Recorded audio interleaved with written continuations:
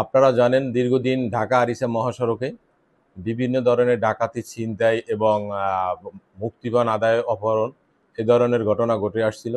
তারই নিরাপদ করার জন্য এবং তাদেরকে আটক করার জন্য আমাদের থানা থেকে বিশেষ অভিযান পরিচালনা করা হচ্ছিল।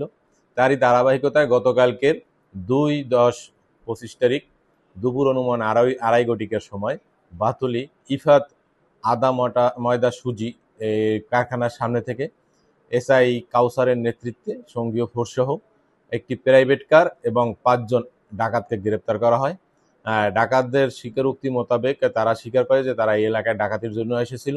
তাদের কাছ থেকে একটি চাকু, ৪টি রড, একটি হাতুড়ি এবং তাদের ব্যবহৃত প্রাইভেট কার উদ্ধার করা হয় এবং প্রত্যেক আসামির বিরুদ্ধেই বিভিন্ন থানায় একাধিক মামলা রয়েছে।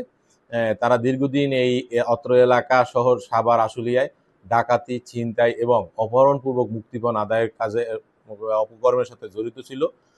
তাদের বিরুদ্ধে গতকালকেরই আমরা মামলা নিয়েছি এবং আজকে তাদেরকে বিজ্ঞ আদালতে সোপর্দ করব।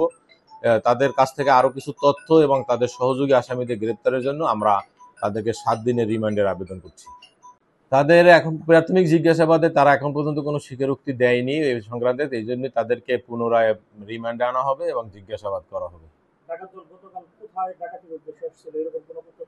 তারা হাইওয়ে বিশেষ করে যেখানে সুবিধা পায় তারা এই যে বিশেষ করে অটো ছিনতাই এবং আপনারা জানেন যে যাত্রী বেশে কিছু লোকজন উঠে তাদেরকে হাত পা বেঁধে মুক্তিপণ আদায় করে। এই ধরনের অপকর্ম তাদের একটা কালকের মোটিভ ছিল, তারা তা স্বীকার করেছে। কিন্তু কালকের কোনো ঘটনা ঘটার আগেই তাদেরকে আমরা গ্রেপ্তার করতে সক্ষম হয়েছি এবং তারা আর একটা কৌশল অবলম্বন করেছিল, যেটা হলো প্রাইভেট কারের সামনে এমনভাবে বাম্পার লাগানো ছিল যে দূর থেকে তাদের কোনো নাম্বারটি দেখা যেত না। তারা এইভাবেই এই গাড়িটি ব্যবহার করেছিল।